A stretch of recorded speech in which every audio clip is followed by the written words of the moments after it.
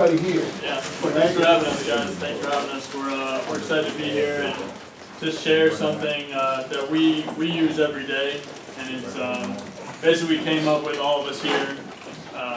We call it offensive development, and it's kind of something we've been doing for years, but it's team offense plus player development, and I think that it's something we do pretty well. It's something we try and get better at. We meet on it every morning. We talk about it.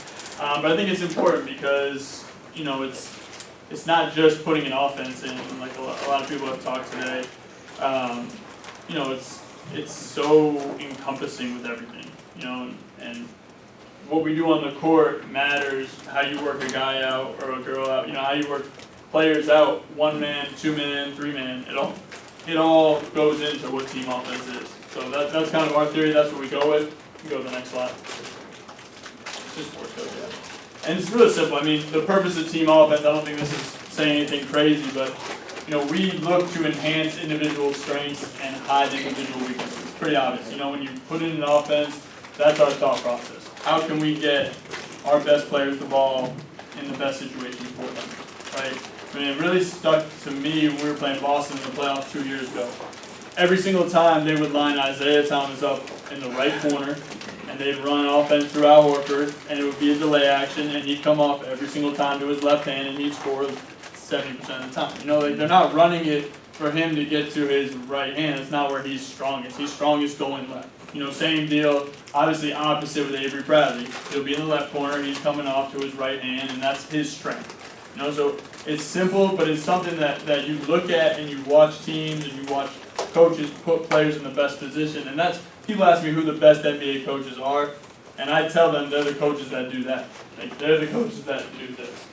And I think there's a bunch of guys that do it really well. But you see sometimes, you know, I've done it, Coach Summer League, I put guys in positions where it's like, damn, like, he's a righty and I have him going left, throwing it left, like little things that you're like, damn, that you know, I shouldn't do it that way, but you learn that you can't have guys do that or else it's not going to work the way you want it to work. And then kind of on a team macro level, just, you know, enhancing team strengths. You know, we were one of the best three-point shooting teams in the league not last year, the year before, right? But we only attempted, we were like 20th in attempts. So obviously, like, our thought process going into this past year was we need to raise our attempts, right, in theory. But it's not that simple because it didn't work the way we wanted. Obviously, our percentage went down, but we shot more. You know, it's kind of another, you know, we have a player on our team, Thomas Satoransky, and he shot 42% 2 years ago, right? But he only shot like less than 1.5 attempts a game. So I know this is more on the individual, but if he raises his attempts, so you know, to analytics, and we're all, analytics for us is kind of a piece of the pie. You know, I believe it's a piece of the pie. It's not everything. You need to use your eyes. Analytics is a piece, and there's other pieces, right? But his shots are wide open. That's why he's shooting 42%. We have analytics people that say, well, he needs to shoot 4. He needs to shoot 4 again, right? Because in theory, well, he shoots 42%, you shoot 4, like, he's going to shoot the same, but it's not that simple, right? So again, that comes down to team offense and fitting your schemes around what we think is best for our players and our team overall. And going back to the next slide, but what relates to kind of how we develop our players every day, because we have a huge emphasis, I think it's a big catchword now in basketball, in the NBA, and college, is player development. How do we get our players better? Everyone needs to get better every day, and we believe in it. But we want to train them how they're going to be playing, right? We used to work with a guy named Adam Petway who worked at Arkansas, and he was a strength coach at Arkansas. Now he's in Philadelphia. But he talked about all the time. He talked about, we train our players to play the fastest 40 minutes in basketball. And it makes sense. Like, why would a strength coach train his players any other way than how they're going to play? And that, for us, resonated, and that's where we get into player development. Yeah. Pretty much the NBA, as you guys all know, and Chris hit it, and Nate, and Tina was obviously one of the best that ever played. I don't know if you played a little bit of pro basketball. And I've been blessed, man, for Nate and I played for the same high school coach. I'm much older than Nate. I've been blessed to be around a lot of great coaches, and I consider a lot of you guys I've met here, and it doesn't matter what level. I never thought I'd be in the NBA. I was coaching women's basketball at University of Maryland. I was cool. I was good with that. Went to the Final Four, had a good team, and Unfortunately, he went to that's the reason I'm in the NBA, that guy right there. He paid it forward. So all you guys you coached for 28 years, 29 years in high school, you are the best coaches. Guys that coach at that level meet and impact people on a daily basis. That's the most important people, because we all have those people in our lives. He's the reason I'm in the NBA, because he was a practice player at Maryland on the women's side for 2 years. And he wanted to get into the NBA. How can I get in the NBA? I want to be an NBA agent, I think, at the time. Tell a little backstory on it. Like, look, I got Graves Vasquez coming here tomorrow morning at 7 a.m. Meet me here. And that was about how many years ago? When I tell a story, it's 6 a.m., bro. Fucking 6 a.m. Getting older, forgetting shit. That was the one. So Graves was going to be a senior. And Coach Williams at that time, I was on the women's side. It was a little gray area with rules. And I live in the gray area. And I worked out the men's players. All the Maryland men, I got them in the morning. Victor Oladipo, Kevin Durant, all those guys would come up in the summer, and we worked them out, and he was with me. Hence, 5 years ago, he's with the Wizards as an assistant video coordinator. They don't have much of a player development now, because it wasn't into that. San Antonio Spurs kind of got it going. He mentions my name to them. I've been in the league 5 years now. So you never know who you're helping forward. And I'm blessed because now I got all these guys. These guys are all going to be great coaches, whether it be in college and pros, these young free guys. And it's important to me that you guys touch them, because Coach Corrigan, I know what you got. You've known me for many, many years. And touch these guys. So I appreciate, this little story, I'm going to move on. NBA player development, it's a specialized, you have to be a specialist in the NBA. Unless you're John Wall, Brad Beal, Kyrie Irving, Steph Curry. Other than that, if you can't make an open three, if you can't finish a layup, your ass ain't going to play. And so to me, when we look at player development, I watched Nate's drill. Nate had great drills. You have great things you're talking about Virginia. You got to take their skills away. Then you better have a counter. That's about it. You don't need much more than that, because you got 1 or 2 dribbles to make a play. So when we work the guys out today, when we leave here, it's quick. We want quick decisions. We want to shoot it, drive it, move it on offense. So you have to practice that way. You have to think that way. Shoot it, drive it, move it. Because if the longer you hold it, defenses load up. Everything tilts to your side. So we want to play that way. So we work out that way. Similar game actions. Everything that we went through, we're going to put through some actions. All the actions that Coach went through. He was in our fucking playbook. He knew everything about the Wizards today. That's what the NBA is. They know what you're going to run. You have the players that can make the plays. You have the players that can make the read and make the right play, whether it be a good to great pass, whether it be, get into the paint touch, get a kick out, whatever it might be. You've got to have players that make plays. And then obviously, take the head coach. I'm blessed at the Wizards. I've got 8 people that I kind of oversee. KT was with us, Chrissy Tyler. She shot with us all year. It was great. It was great for me. Her energy, she's like and I mean this to respectfully, she's like a dude. Basketball is gender-free and colorblind. And so it's not, and I've talked to you about this, it's not, I see players. I don't see color, I don't see race, I don't see gender, I see players. And women can play just as well as the men.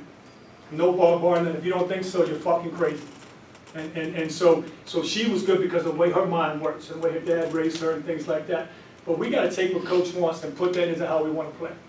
Because what Coach Brooks has allowed me is I've got a great staff. We watch, we're in the meetings, we see how we want to play, we see how we want to play defense, we know our schemes, so now we get to work out. Ryan oversees the offense. So we talk on it every morning. We're morning guys. So we're in the office 6:30, 6:45, when everybody else didn't get there until 9. We've already come up with our plan for the day, how we want to get better offensively for each player. Okay, does that make sense? And so now we always have a plan. We're always prepared. You always see blue sheets because you have to have a plan. You have to be prepared. Kevin Eastman. But then you got to be able to adjust and move on. Go ahead.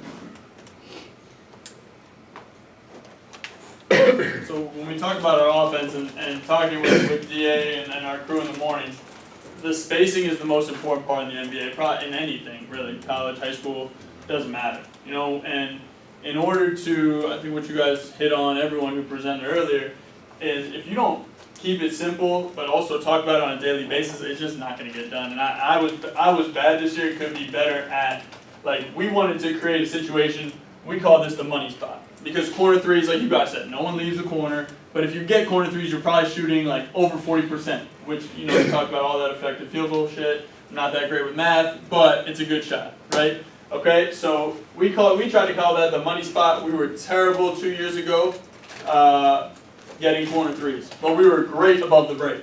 So it was weird. So we tried to reinforce it in a simple way to get more of them, right? Hold on, Ron. Tell them how we did that in our preseason workouts. Which part? Scoring. Oh yeah, yeah. We tried to score it differently too. We counted 4 points for. Was it 4? 4 points for transition. We tried to go quick strike. So anything early in the shot clock, we would double up the points. And the money spot would be, I think we called it 4, right? 4 points for a money spot. Well, we played 8. Yeah, we played to a high. Yeah. Yeah, we ain't played long. We took we made 1 point for the mid range. We wanted paint touches, which we'll get to as we go on. But the paint was like 2 points. Anything in the restricted was 3, and obviously threes were 3s. Lum, why don't you talk about the space to 30? So space to 30, like the concept behind that is just a big portion of the game comes down to closeouts. Obviously, the defenders are not getting out the closeouts. That's why you're getting easy drives to the rim, make the defense collapse, and kick out threes. So the further out your spacing, makes it more difficult on the defense to help inside the paint. So it's just kind of what we use to stand out. So when you're not on the ball, your emphasis is backing up. What we'll do is, when we're working guys out in Vegas for Summer League, we're in a high school gym, guys will be on the three-point line in the high school gym, and it's like, we gotta make sure we're backing up and getting that distance so we still open up the space. We stole that from Philly. Philadelphia did it. San Antonio does it. It's called a 4-point line. You think 4-point line, it's not 4 points. But what you're wanting from that line is you want long closeouts. The longer the closeout, now you got catch and goes. Now you got drives. So you want long closeouts. John Wall drives a nail. The nail's guy's got his stunt. That's Brad Beal. He's going to shoot it or he's going to drive it. So that's what you're trying to sort of 4-point line. And coach doesn't like taking shit from other teams, Coach Brooks. And so we had to come up with space to 30. And he also doesn't like the lines on the floor, which we debate all the time. I like lines on the floor because I think it helps get guys to where you want them to be. Mike actually made this, and this is great. This visual we put in our guys' locker. Who knows where it went, but it was there early. But the other thing about the Philly thing is that they have to open up so much space for Embiid and Simmons. And like you guys know JJ, but like if JJ's and back to Scott, if JJ's standing here, where's his defender going to stand? Right next to him, right? So, but it's true because it opens up. Like if Ben Simmons is here and JJ's here, he's going to stand right there, and that opens up that space. Why does he want lines on the floor? He just doesn't like that. He likes it to be clean, to be like a clean court. If it looks, if it's not, how does he say shit? It's not on the floor when we play. If it's not on the floor when we play, I don't want to see that shit when you work out. So no pads, no tennis balls, none of that shit. Because he said, I never liked being hit by a pad. Fuck that. That's Scotty Brooks. I mean, if you don't know, you gotta know your head coach. And so you gotta figure him out. He doesn't like that shit. So we bang you with, flesh on flesh. Should we talk about the trail spot? The trail spot is a big spot for us, obviously. Offenses are a lot of 5-out offenses with the bigs handling, like I talked about Boston, Al Horford.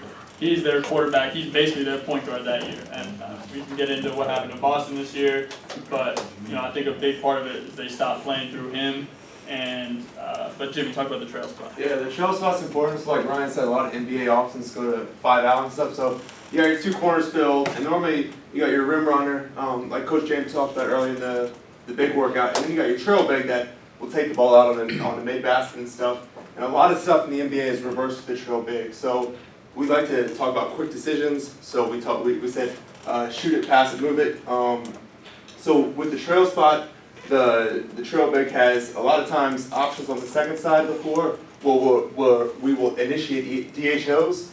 So a lot of times when you have 2 guys on one side of the floor on the wing and in the corner, we'll have our trail big. We'll get into this later. We have go actions and we got down actions just to create some type of movement, and so that when the big and the trail spot does get the ball, he's just not holding it. He's either quick attack or he's moving to the second side of the floor, because we don't want the ball to stick. We just want to keep moving within the flow of the offense and stuff. And Mike, you got launching pads. So last week we got the launching pads, and the launching pads are basically the slot areas. So we have 2 slots. We have the high slot, which is basically like the lane line extended, and we have a lower slot, which is probably right above the break. And this launching pad is basically just a great spot for us to cut from. So if we have 3 in a row, and Ryan will talk about it later with our go actions, we have a player, let's say here at the high slot, one in the low slot around the break, and then one in the corner. The launching pad is where we want to cut from, which is basically the middle guy. So if it's a step up on the weak side and the ball's going this way, and we have 3 players over here, we're going to cut from the launching pad because it's a great space to kind of find the defense slipping, because they kind of lose sight of it. Talk about like a nail attack though, like nail attack, swing, launching pad. Sure. And so if we're driving it from the middle right here, and we're going right, and we're attacking the nail, this is a great place to kind of drive as well, because now this guy's going to help on the nail, and now you're just taking off to drive to the rim, attacking and closing, Yeah. like we were saying earlier. That's perfect. Ryan, quick question, just Yeah. for terminology, Yeah, clarity, the break. Yeah, we call it the break, the bend. Okay, The bend is right here. gotcha, okay, It's kind of There's where. another name too, but there's women in here I won't use. gotcha, yep. Nate, that's pretty good, right? That's so. Here we go. Yeah, you got it. Pretty simple. Coach Brooks, man, I listened to a podcast and you guys work for one of the best and Coach K's done it. You played for some of the best, when you were with Houston. Coach Brooks is a tough, hard-nosed son of a bitch. And if he was standing right there, I'd say the same thing. It's taken me 3 years to be able to say that to his face. But grew up hard, he was one of 7, father left him. And so to me, to get to know that, to see what he's about, he literally fought his way into the NBA for 10 years and won a championship with Houston. But that's what he had to do. So his mindset is that's what he wants players. 3 things. We're going to do pre-draft workouts next week when we talk to him. 3 things, fellas, all you got to do to make this team. Compete, play hard, and play for each other. Sounds simple, that shit's hard, because all those guys are in an audition trying to make a team. But that's what you got to do. If you want to stay with the Wizards, we've cut guys, waived guys, that wouldn't do those 3 things. They got too complacent, too easy. And the NBA is about have and have-nots with the way the contracts are now. Either you're going to have a max deal or you don't. You might be that mid-level exception, but the guys coming in that aren't from Duke, that don't get drafted, they got to compete, play hard, and be a good teammate. One of the best line coach has, he wants the 13th, 14th, and 15th man.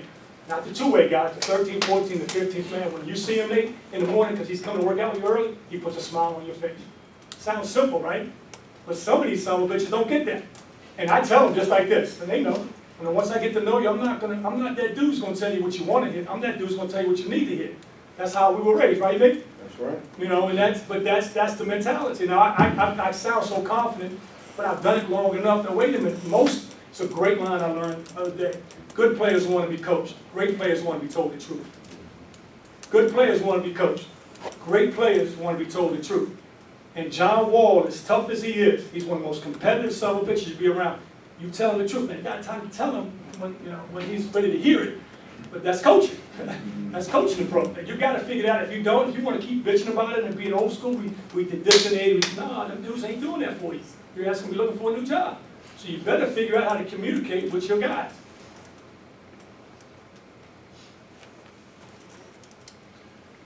So we talked about Coach Brooks is big on a lot of teams would say it, we all say it when we're talking about summertime. He talks about summertime, Dallas calls it flow, just like playing basketball, right? But what does that really mean? Everyone just says, just play, just play.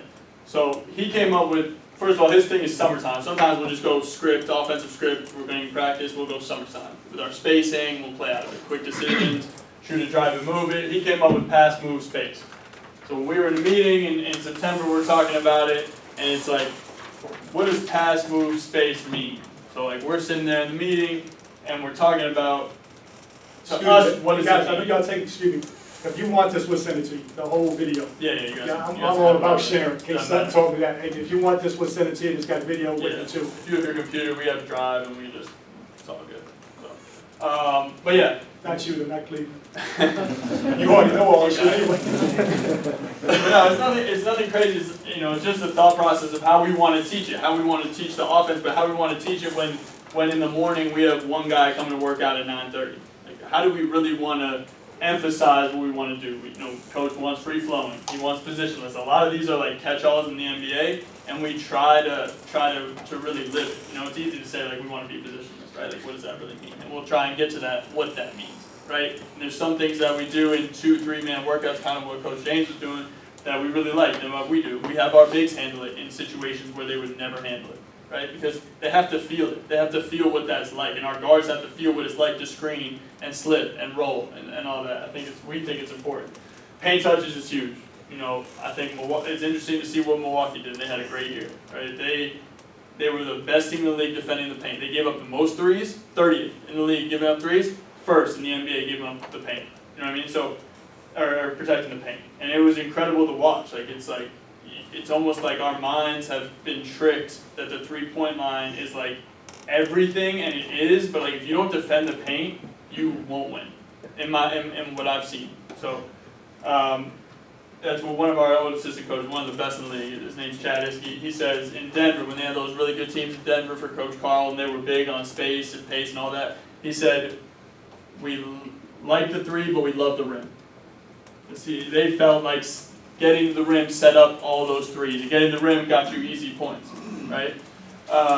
Cutting was huge for us, it's big for us, quick decisions, good to great passes, you guys kind of, I've heard people call it different things, but we think those give energy to everyone. Just being unselfish and finding great shots gives energy. Catch and goes and going catches, being a ball mover, bigs and guards, typically is bigs, but DHO, second side pick and roll, swinging it, slipping, gets and splits, PBAs we'll get to, and then pitch and goes we'll get to. But this is meant to just show you guys, and then we have video. So if you guys if you guys see something, say something, that's something we say all the time with the Wizards, so just. Great line is summertime. Coach says this, summertime is not about you getting yours, it's about us getting ours. Because you say summertime, you think, oh shit, I'm at the park playing and just fucking around. Now, summertime is us, it's not about me getting mine, it's about us getting ours. And so that's the mentality. So when John Wall hears that, he knows well enough that he's trying to find somebody. Brad knows he's trying to find somebody. And it's all about, that's the thing, play hard, compete, play for each other. And we try to track this too, so at the end of every game, we'd have like how many dribbles we had, how many passes we had, how many paint touches. One thing was huge, like when we got more paint touches, we were just better. Like there was a stat, sometimes we would just like jumble the stat up, make it look better. But like when we got like over 68 paint touches, our record was, 13-1, something crazy, because you just know that you're getting multiple attacks, like Coach said, third side attacks, and that was big for us, because you're sharing the ball, being aggressive. So you can let it run. You just press, yeah. I'll get the text on. Riley, Coach can. Oh, my bad. Text it on. Oh, come on in. There we go. Right here, Coach. Obviously, a big thing for us was pass ahead. You can just let it run. We'll just talk through it. If you guys see something and want to stop it, rewind it, it's all good. Kind of just in our summertime concepts, like DA worked with Troy a lot this year and watched film with him. If you run it back, like that's part of our spacing, right? What would you tell him, DA? I'd like to get his ass to the corner, but he went 4 for 5 this game. But I can't say shit. He made the first 2. He hit that one. I can't say shit to him. But we like to get over to the corner. Guards get over to the corner, flatten the defense out. And when we have John, we want the paint to be open. And this is just like a summertime. Like it's, obviously a lot of these are good things, and these are some of our best games. We'll run it back. It's like even Chase Randall, he just passes the ball. He just passes the ball up and then gets out. And now we love early step ups because we create confusion. Like what Coach said, you want to arrive before the defense. We wanted to see, that's just a basketball player. That's Wes Johnson, been in the league 7, 8 years. Just set a little quick step up. And that's Brad Beal. He got to the rim 7 times last year. Shot 67% at the rim. Okay, can you run it back? Someone asked a question if I don't want to hear it. Should that low guy help this? Defensively? Yeah. That's usually, I mean, or do you not want to take away that 3 in the corner? the 11 should X out. So how we teach it is a low man, whoever's the low man always goes, so there's no confusion. So when he goes, he's playing 2. And then he first pass out, he X's out. And that goes back to like what Coach was talking about with the switching, right? Like in theory, like if you have guys who can guard switches, like you don't have to do that. But obviously Brad just blew by Paul Millsap, and it's hard for Paul Millsap to stay in front of Brad. But if you have guys that can handle it, yeah, it's great. You don't have to X out, you don't have to help trap the box, like you're good. But it's obviously not perfect like that. Usually Brad Beal though drives, he ain't kicking that shit out. Yeah. Rim attacks, We don't want him to actually. rim runs. Just pass ahead, getting the ball up. It's, sometimes coach will start a script, you let it run. You start a script, it's like, Thomas John, we're gonna script, you gotta pass it ahead and play. Pass ahead, summertime. Blake was waiting. This time last year. Like, we believe the paint touches. What DA made a good point. Rewind this. Yeah. So you watch this. This is a 4 kicking out to a 5. Positionless basketball. And Jabari Parker could be the most athletic fat kid you ever see. Real talk. Two ACLs. Yeah. Great guy too. I mean, good person. But this is interesting too, like this is one of our strategies going into Utah. We got blasted by Utah like 2 weeks before this. We lost a close game in Utah. But we wanted to space, just as a thinking point, we wanted to space out Gobert. That was one of our big things going into it. So Gobert's always going to be here, right? And if you let him be there and you don't take advantage of it, and you just keep your guy in the dunker, you really got no chance with our Hold on, pick. that was his suggestion, because I was in the coach, yes it was, but think about it, usually in this setup, you want your five at the dunker. But Thomas Bryant is a shooter, he can shoot the three, so usually we want to give it to the corner, because what would happen, go ahead, Ryan, tell him what Gobert would do. Yeah, no, I mean, he would just stop the drive, and if we could space him out, that was our thought going in, because we had Bobby Portis and we had Thomas Bryant who could shoot, you know, so we don't want Gobert just to be like, let him off the hook. So we wanted our force to set it more so, and then space out in the corner or the slot, just to pull him away from the rim. That was the thought. We saw it from Atlanta a couple games before, we're just looking at it like, that's kind of a good idea. So let's space him out, see how it worked for us. Gobert just means ISO. What's that? Gobert just means ISO. No, that was, sorry, run back, that was Rudy Gobert. That was the Oh. yeah, the center, yeah. That was, Gobert. yeah, that was the center, that was I the thought you center. were calling fucking play. Oh, no. That's Rudy Gobert. I'll be one of the best players all fucking day. Damn, they called him party partner. But Yeah, he yeah, was just having to be professional player of the year too.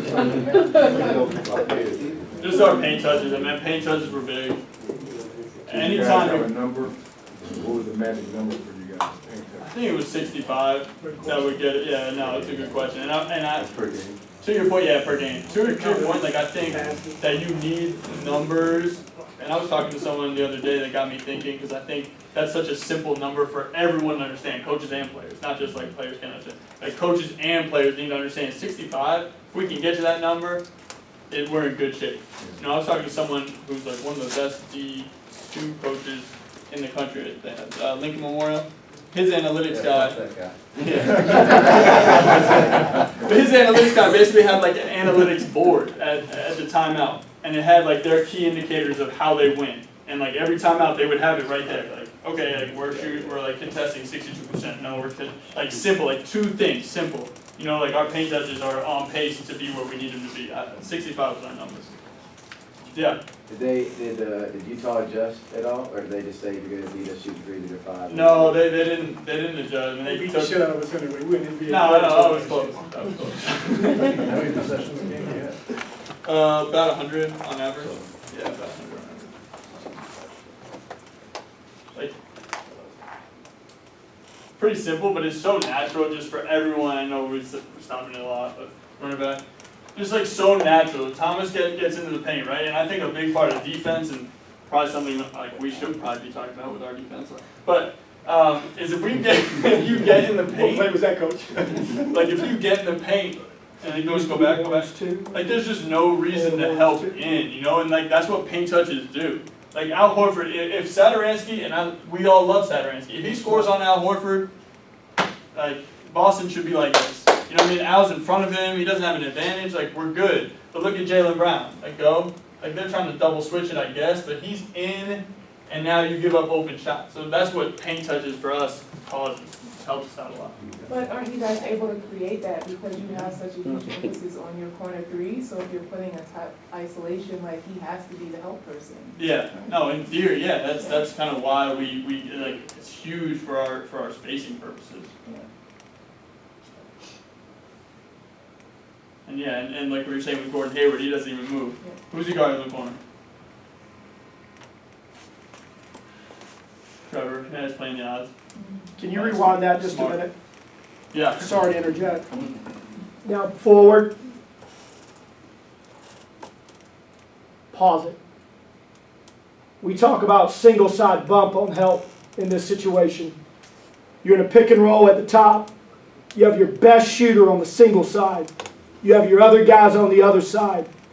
So when they're in a help situation, that single side guy's got to make a decision. Is he going to help on this pick and roll if the guy gets beat, or is he going to leave it, or is he going to stay with his man? And if you put your best shooter on the single side, it puts a lot of heat on the defense. Go next. didn't, yeah, he stayed with me. So you saying that, I mean, in theory, Boston would have been better off just you living with that one-on-one? Yeah, just staying home, living Yeah, with you gotta be one-on-one. And I mean, it looks good on film, I get it, you know, I sit up there and like press pause and rewind, and all looks good, but like, it's not natural for Jaylen Brown just to stay out there, because when he doesn't help, it's like, why the fuck didn't you help, you know, it's like, so, but it's easier said than done, but there is the theory, like, if we're good one-on-one to the point of switching, like, stay home, don't overhelp, I think overhelping gets you in trouble also. And like he's saying, you guys have decided with your offense, what you want to attack. You want your best shooter here, you want the ball in the pick and roll. So you pretty much decided these two guys in the backside are our least Mhm. dangerous guys on the floor. So Yeah. defensively, we'd be better off trying to force you to beat us with those two guys. Exactly, yeah. This is a great one. A lot of guys talk about catch and go. This is a go and catch where he's running into it, the wild thing. It's an old school guy that did it, but that's, what's up, coach, how are you? What's up? But, I mean, this is something we're gonna do, we're gonna start our workout today with this. This is something with the last 3 years, it's almost